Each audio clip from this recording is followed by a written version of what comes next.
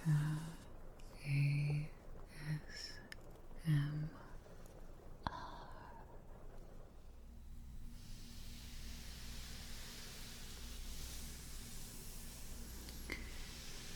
Good evening. Welcome. Welcome to another Enchanted World video.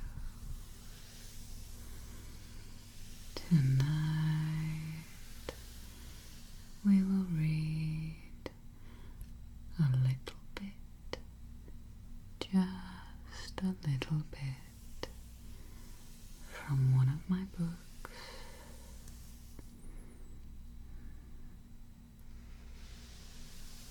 To relax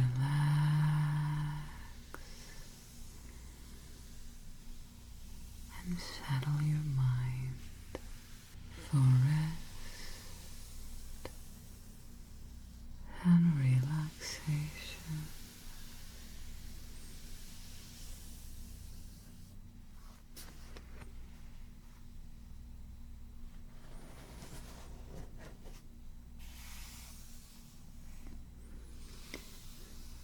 The book that I have chosen tonight is Fabled Lands from the book series The Enchanted World. I have quite a few other videos in this series, so if you like this one, feel free to check them out. This book is much like the others. There is a large golden dragon and a beautiful landscape. There are high cliffs in the background with a misty base.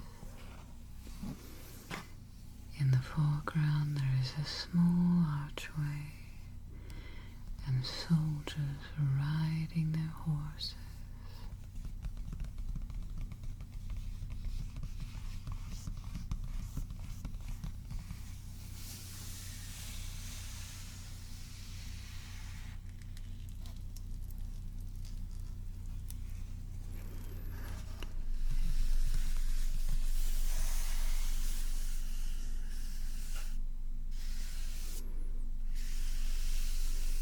There's a nice blue bubbly pattern.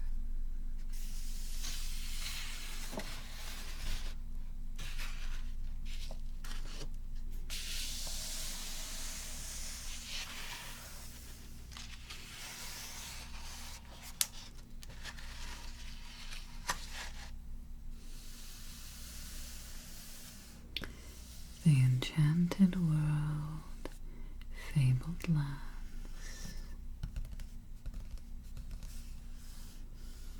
Beautiful square landscape with a castle in the distance.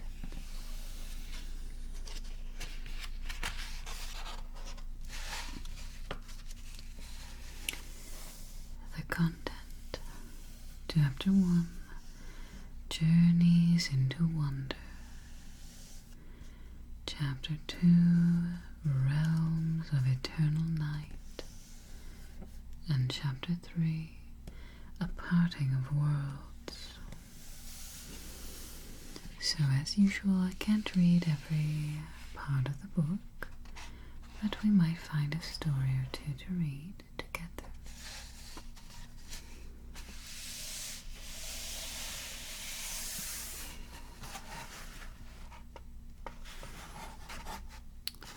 So this one here is titled Journeys into the Wonder. You have a man gazing into a bowl, and inside the bowl is a reflection of a city.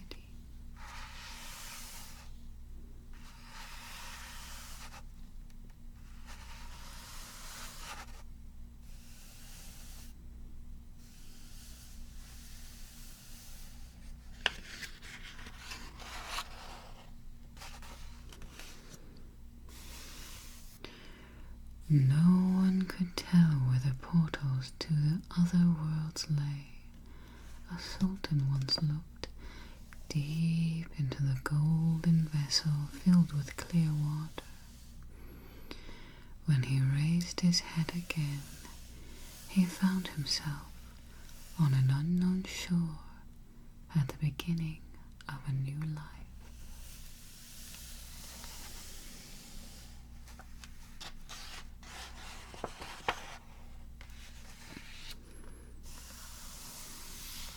This one's a long one.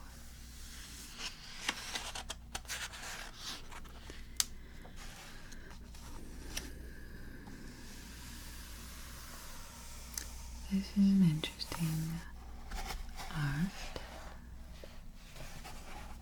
It's a nighttime scene. There's a skull up here in the corner and a castle that is being enveloped in a mist and huddled around a fire are 4 figures, 5 figures. And there is a moon in the distance over water.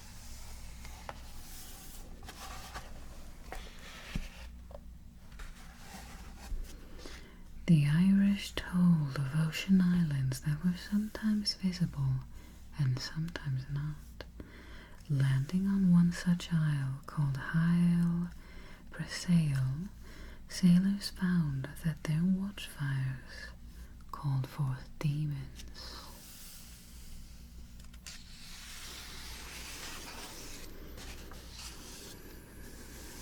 A man among the gods. So there is a man up in the sky. He is riding a golden horse. He looks very regal and has a long billowing cape behind him.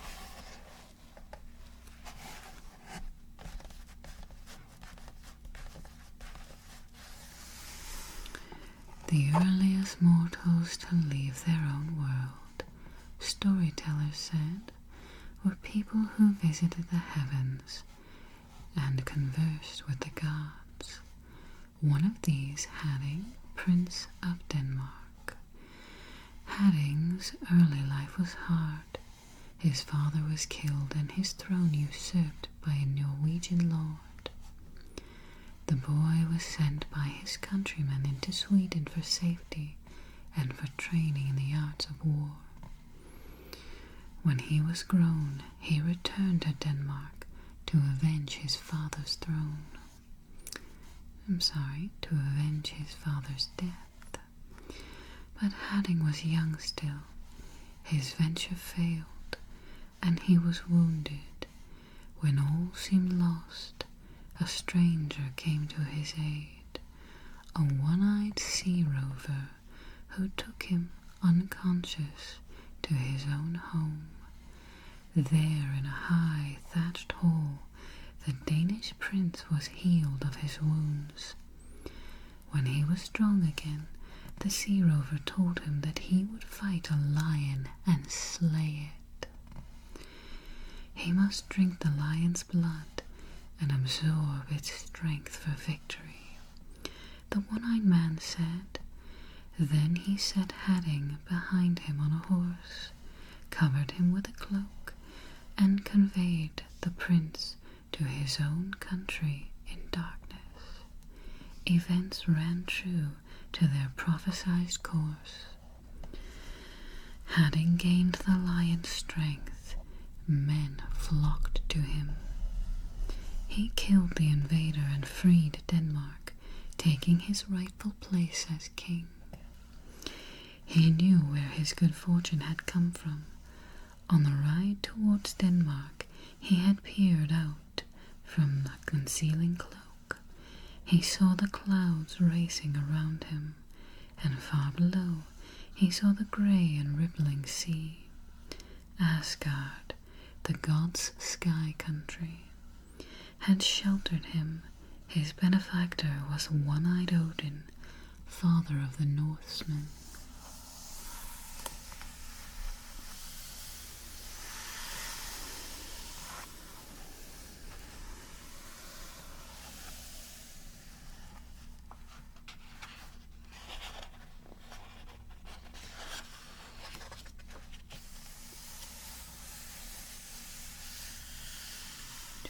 turning some of these longer pages. A crackling of the pages. So this picture is very serious looking. You have the subject here, and he is looking down at his helmet. He holds a sword and is in armor.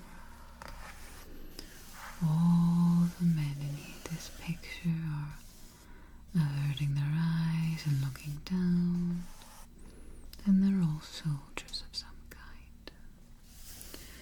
The mountains of England, Ireland, Wales, and Germany hid ancient warriors, men sealed away for centuries in the realms of sleep until their countrymen call for aid.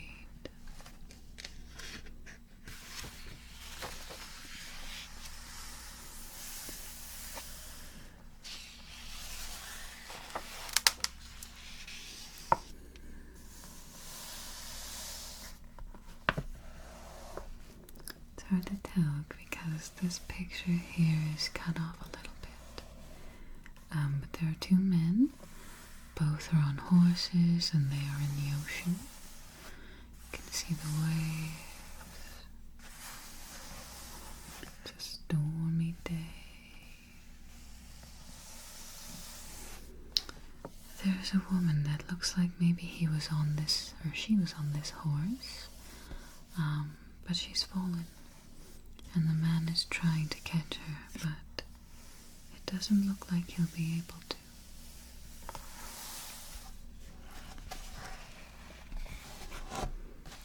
The drowned kingdom of Caris. Not all hidden lands were territories of fairy peoples.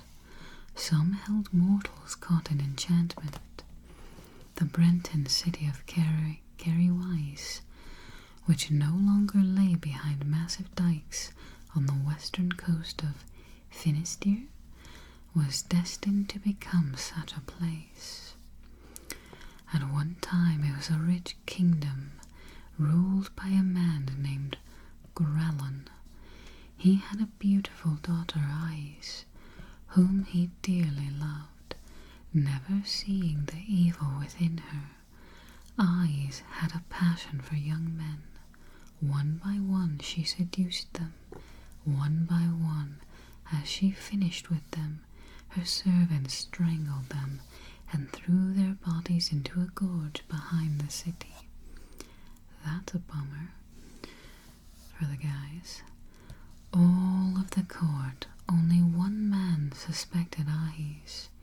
He was Gunoli, her father's counselor, but he had no proof of her murderous ways and dared not speak to the king. A catastrophe finally loosened his tongue. One day the city's dikes were opened by a pale young man, clearly enspelled by eyes. The sea poured into Carwise, swirling through the streets and into the houses. From his palace, Grallon, the king, saw what had happened. He raced to the courtyard, leapt onto a horse, pulled Ahis up onto the saddle, and galloped away from the onrushing water. Brunoli galloped beside them, but the water was too swift. Caught in the surge, the horses flailed and struggled, and at last Gwenoli spoke. "Cast off the she-devil who clings to your saddle," he shouted. At his words, Ahis gave a hissing cry and threw herself into the waves. Instantly the floodwaters ceased to rise. The king and his counselor turned to look at the city. It lay submerged, and there it would remain. In later days, Brenton said that Carwise lived and would emerge from the sea again when the right spell was pronounced. And they said that Ahis continued to haunt the region, a spirit of the sea, whose pretty songs enticed sailors to their death, of the shores of Finisterre. So I know there was probably some words in there that I didn't pronounce correctly, but I did my best. So that must be like the legend of the sirens, maybe, or something similar from this area.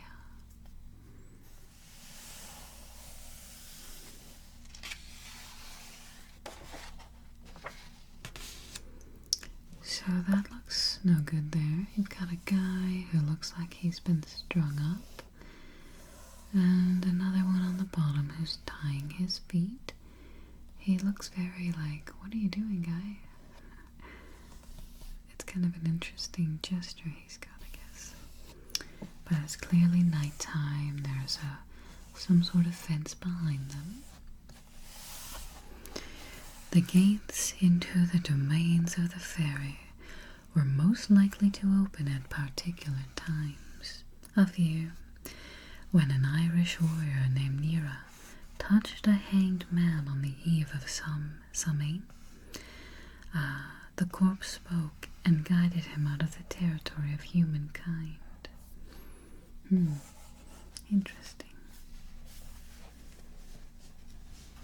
I wonder where this one started.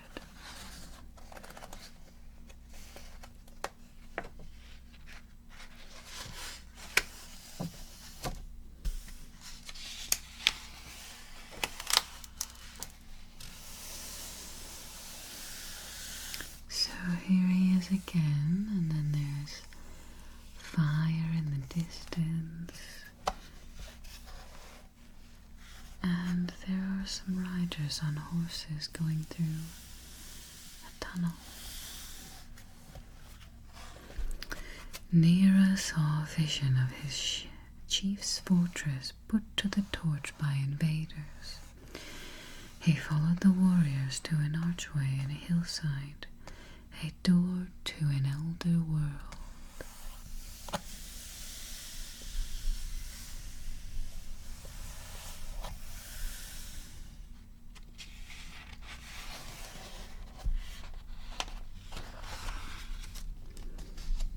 So it looks like he has gone into the fairy world. Someone riding here. In the land beneath the hill, Nera found a wonder, a crown hidden in a guarded well. The crown was a talisman protecting that domain.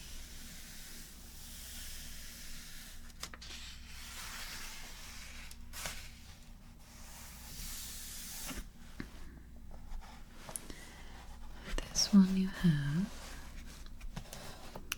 two soldiers in pretty ornate helmets with a really kind of golden shield, fancy. He's holding a sword and he looks like he's flying above the earth. Let's see. Any opening in land or sea, a whirlpool, a lake, a cavern, a well might mark the border of enchantment. A well-caught Finn's man, Diarmuid, he challenged the guardian of water and plunged to adventure.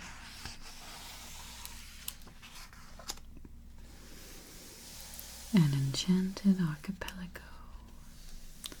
You have a sailing boat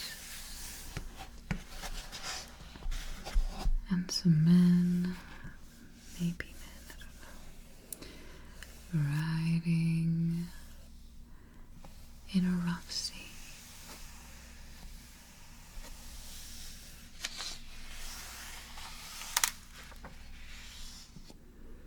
It looks like they may land, but giant ants are attacking them. They look like they're sitting and kind of unaware of what's going on. And now they're kind of becoming alert, and hopefully they'll scamper their way to the boat.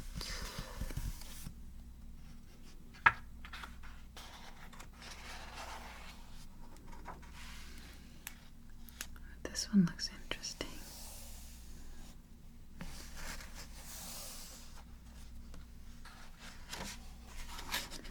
Gonna look at the last page again.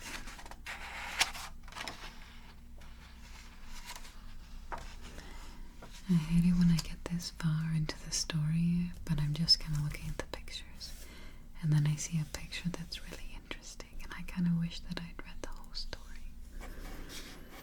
So I'm not quite sure what's happening here, because this one doesn't have a caption. But you have a man who's got a really kind of angry looking cat just flying right through him. Something golden up in here, perhaps he's dropped it or trying to get to it, but he doesn't look like he's having a good day, guys.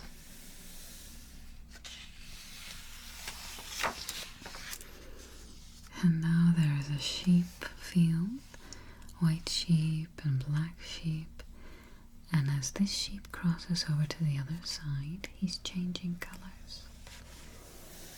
And you have the shepherd over here who's kind of got a black and white checker pattern on him.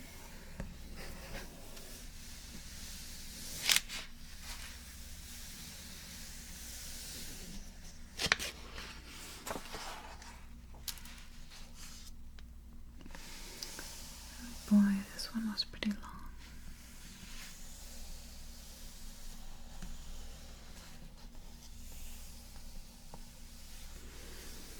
So this one looks pretty dark. It might be hard to see, but there are many hooded figures sort of surrounding this man in the center.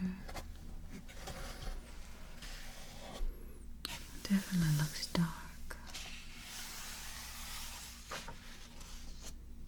But you have a nice, beautiful picture here. So it looks like you have water, and the fish is just sort of raining down, and you have a rainbow here in the distance, and these people have landed on this beautiful, nice island.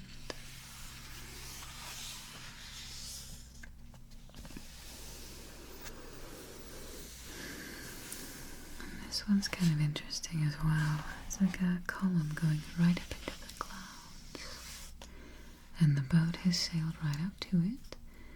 And there's sort of a net that's winding around and up. Maybe that's how you get to the top.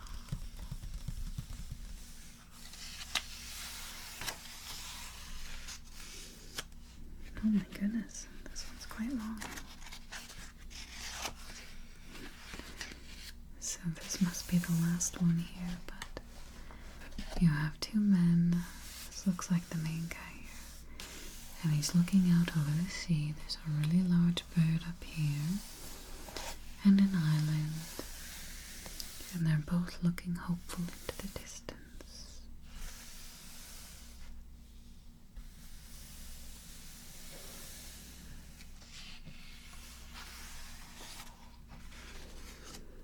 Chapter 2, The Realms of the Night. Let's see how long this one is.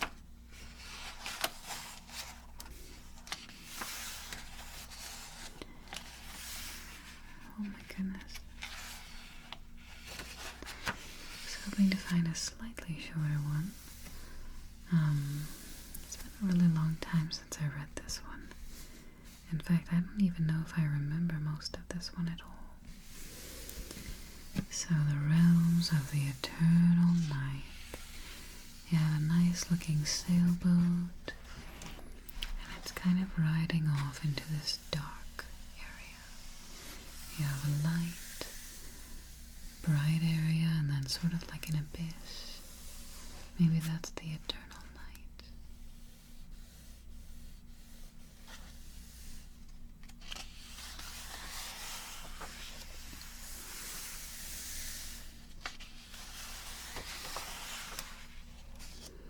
Some soldiers, and you have some heads on spikes. They're looking pretty spooked, but I know I would be as well. Grim was the trail of the Deadlands, as Gorm of Denmark found. Near the end of a dreary march in bitter cold, he and his warriors passed under the empty stare of skulls. These were sentinels to warn off intruders.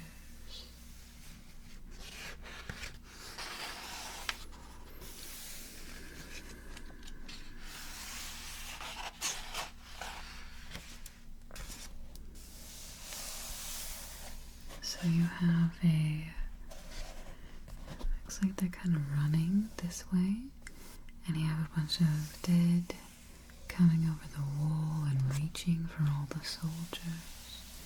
It's a very motion kind of picture.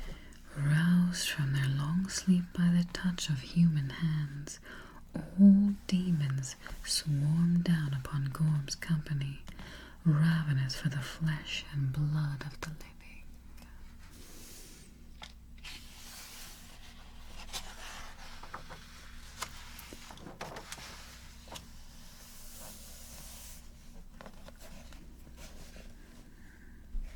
So this one, she does not look very good, and neither does he. From the dead, the living sometimes won aid that averted their own demise. So it was with Svipdag, who approached his mother's grave in Iceland, and received weapons and charms that would guard him on a bride quest. What's a bride quest? Maybe in search of a wife? I don't know.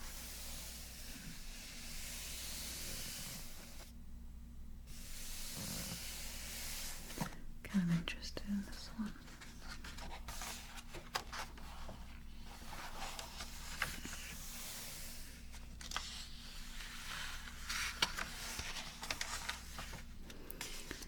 So this one is a kind of mean-looking dog. The fire in the background. So you have a man looking at the dog, and there's sort of an open doorway here. Chicken in the tree.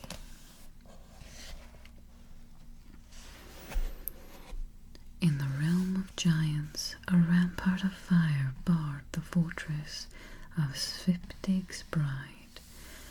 With the help of his dead mother, the young man breached the barrier to find the maiden he sought.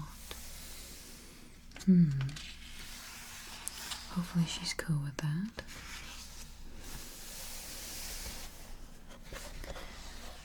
So you have a young woman and a man, and they seem to be looking inside whatever this is here. You have kind of a dark entrance off in the back.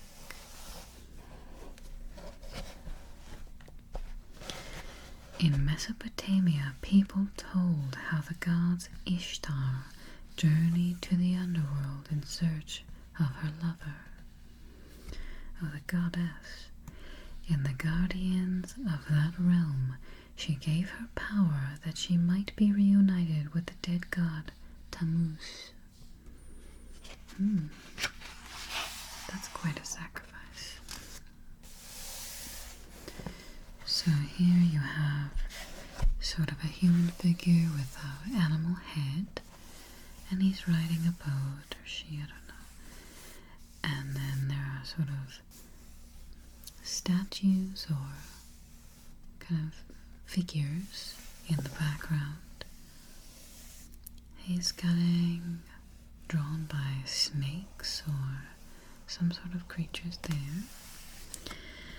Worlds of the dead lay hidden everywhere. Under the straight deserts of Egypt, along a dark river, the souls of the departed lived in gloomy caverns, brightened only for an instant each night, when the sun god Ra passed by on a bark towed by jackals and cobras. I looked up a picture of a jackal the other day. I don't remember why, but they're so cute.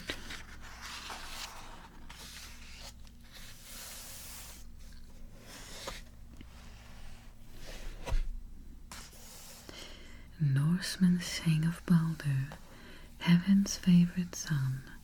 When death claimed the shining god, his brother traveled to the underworld, and speaking for a grief-racked cosmos, begged the ruler of that realm for Baldur's return.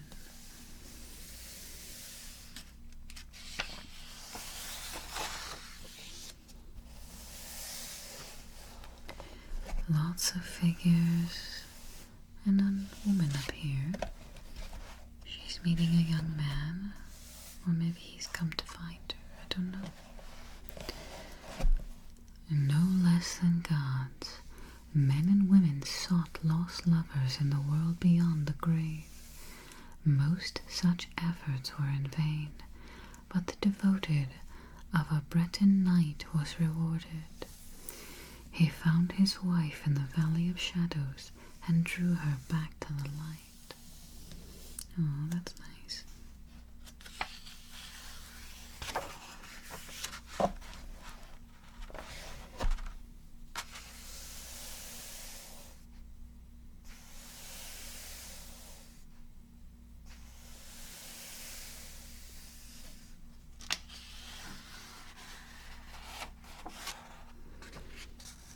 Ooh, this guy does not look like he is having a good time, guys. So you have some kind of creature here. He looks dark and maybe he's got wounds here. And you have a very surprised looking man, and he's being held by the throat. Looks like he's reaching for his weapon, but I don't know if he'll get it in time.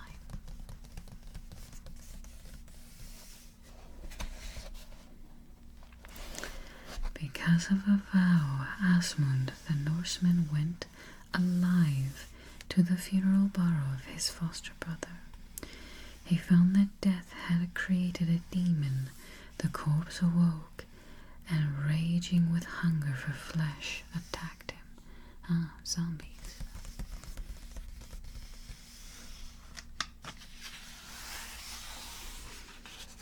You have a centaur. And sort of this is a really strange picture.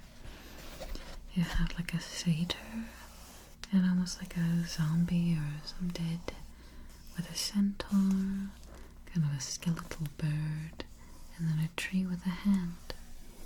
You have kind of a Greek building in the back and an old figure walking.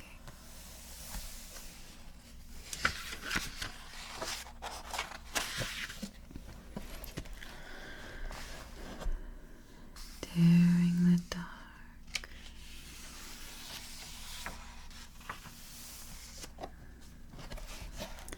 This one, there's a lot of figures in the back, and kind of a young boy with an olive branch or some sort of branch, and then an old man, and someone feeding some wolves.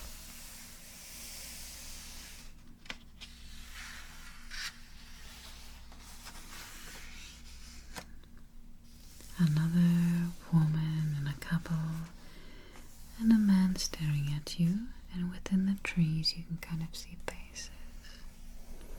There is a bat flying at you as well.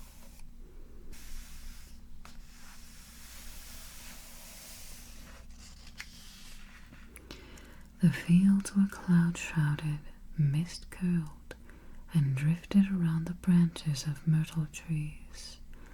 And among the trees could be seen pale, drifting shapes, now visible and now not, always weeping, for these were the souls of those who had chosen death over life. In their midst was a beautiful woman, crowned and robed. Aeneas recognized her. She was Dido, queen of Carthage, whom he had left behind. Thus he learned that she had killed herself for grief. He called to her, the poor shade, gazed at him but made no reply. They passed through the grove into a borderland where famous warriors walked. Among them, Aeneas saw former companions and old enemies. Greeks and Trojans mingled there, still pierced and bloodied with their wounds. Aeneas hesitated, calling the men he had loved and fought with, and they answered him.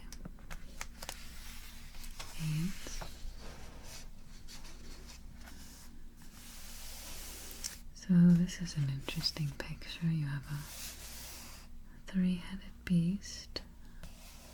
One of them's like a bird. It's got something in its mouth, or someone.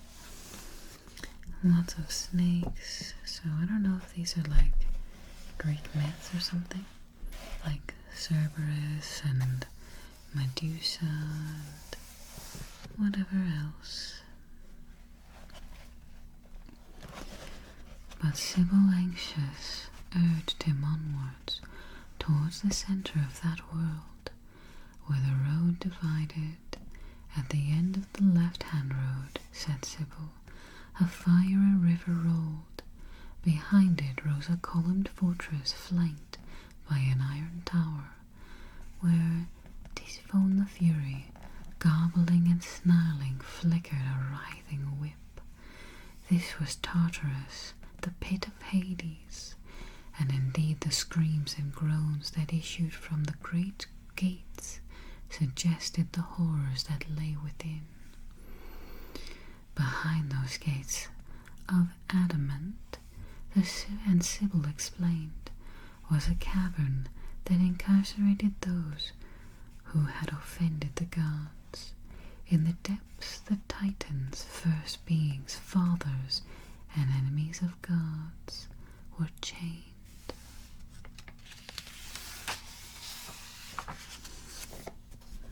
Oh yeah, this is definitely got the... Who was the one that had to pull the stone up the hill? I can't remember. And then the guy who the branch went down lower, and really interesting. Sisyphus, there we go. And in the pit were dead mortals enduring eternal punishment for wrongs they had done in life. Some of their transgressions had been trivial, considering the price those people paid. Sisyphus, the Greek, who dared to tell a river god that Zeus had abducted his daughter, forever punished, pushed a boulder up a hill. Whenever he reached the summit, it rolled back down over him, and his work began again. Other offences were terrible. In a dank pool stood Tantalus, a man who, in his fury at the heavens, had killed his own son and served the flesh to the gods. His punishment was eternal thirst. He could not bend his head to drink the waters that bubbled at his chin, and he could not stretch his neck to reach the fruit that dangled above his head, and he could not achieve oblivion from pain of his mortal body.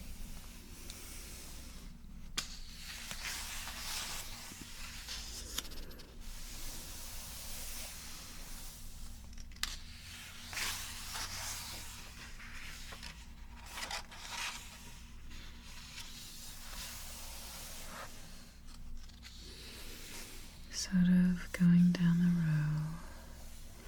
I wonder if this is to kind of like the judgment, the field of Asphodel, or I'm never good at pronouncing those things, but through Hades you had like Elysium and fields of Asphodel, and then something for the punishment side. I can't remember. Chapter 3, A Parting of the Worlds.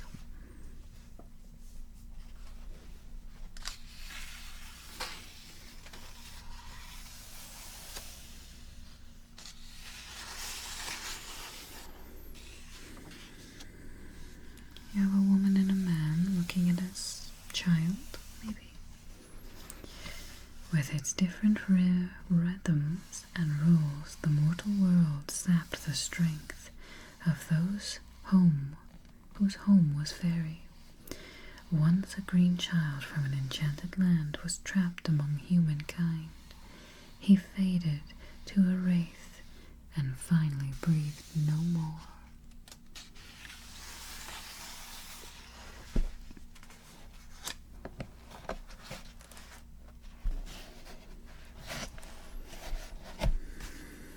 You have a man, two men, and a woman who looks like she's trying to get through, as if to show that different worlds must be forever divided.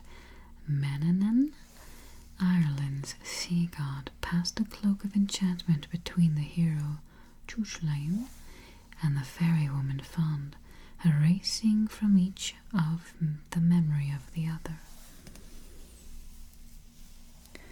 Well, that's not very nice.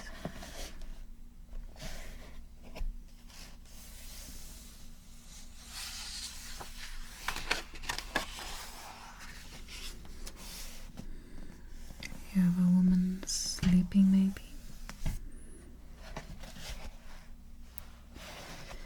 The changeable nature of the otherworld folk struck fear into the mortal hearts. A Norman knight's fairy bride, found shifting into serpent shape, was banished by her husband and his people. Well, that's a bummer. So this is like a full picture here. You have lots of horse riders in the distance. You have a man on a horse, wandering in a wood where the way was lost. Helgi, Thorson of Norway, crossed a border he did not see, into a land he did not know. There, a princess of that land caught him in enchantment and dissolved all ties to his own folk. There she is, the princess.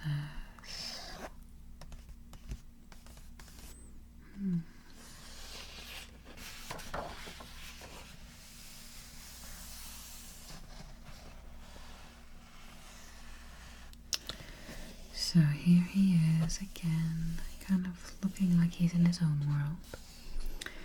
The tears of his people summoned Helgi Thorson back to his own land, but he could no longer see it, frail now and blinded by the powers of the fairy. He belonged to the princess he had found in the wood between the worlds. Hopefully he liked her.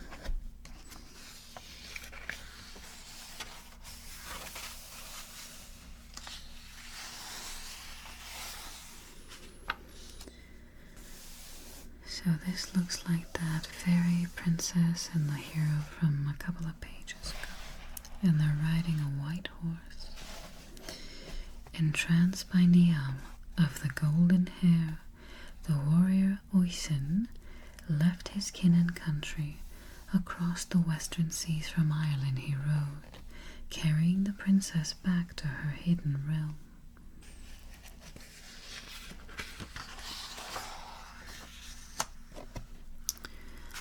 The lands of the fairy were beset by danger.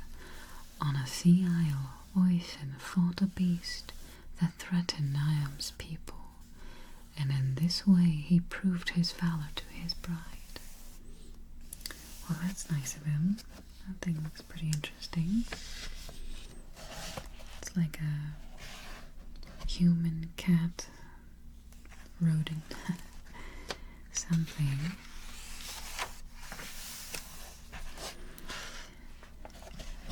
In the land of the young, where the trees gave forth flower and fruit together, and time was different from mortal time, Oysin and Niam were welcome with honor.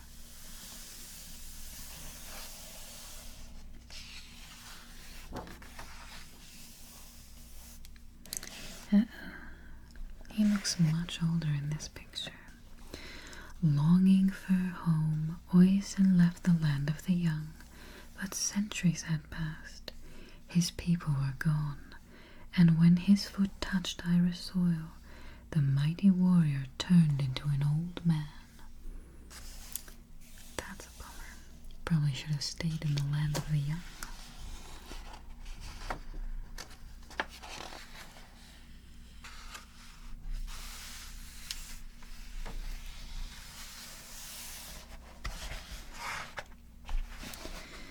A man who never slept had fairy blood. A storyteller told Brenton Prince Tydoral, who was just such a man. The revelation kindled the young prince's heart and sent him in search of his unknown father.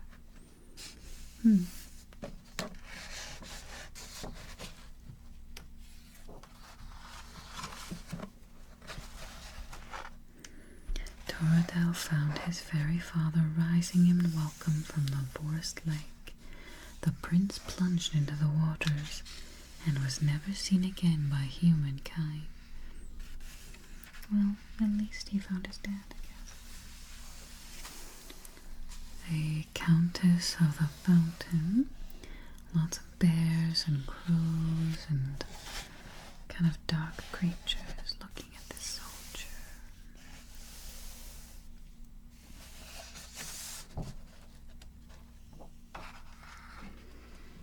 So you have like a tree of life, it's bright, and you have kind of dark rain over here, and like a dark night. And it looks like they fight. And the Black Knight is defeated, perhaps.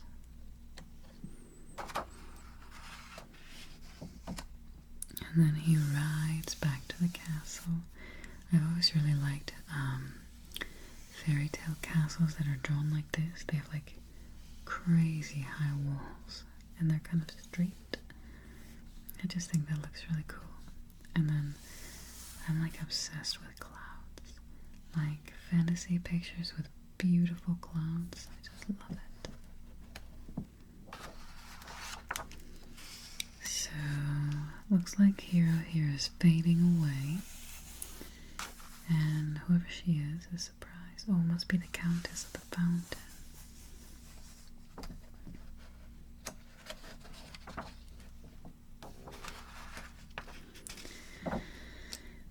So he must have died.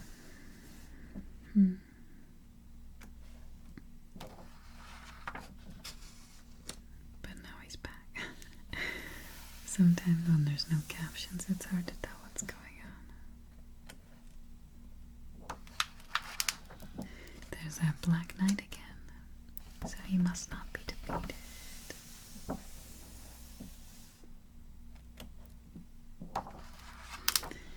And now they're fighting a large white lion and each other. And then she is captive against the wall. And then someone's getting married or something in a really beautiful forest scene. Oh, that's it. That one kind of took me by surprise. Okay. Sorry for such a abrupt ending.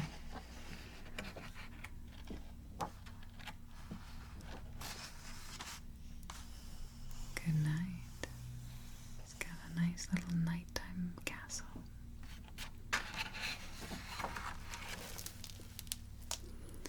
Alright. For some reason I don't remember. I'm sort of questioning whether I even read this one.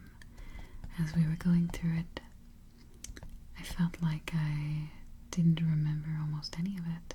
I mean, I knew some of the stories just because I knew the stories, but I don't know if I knew them from this book.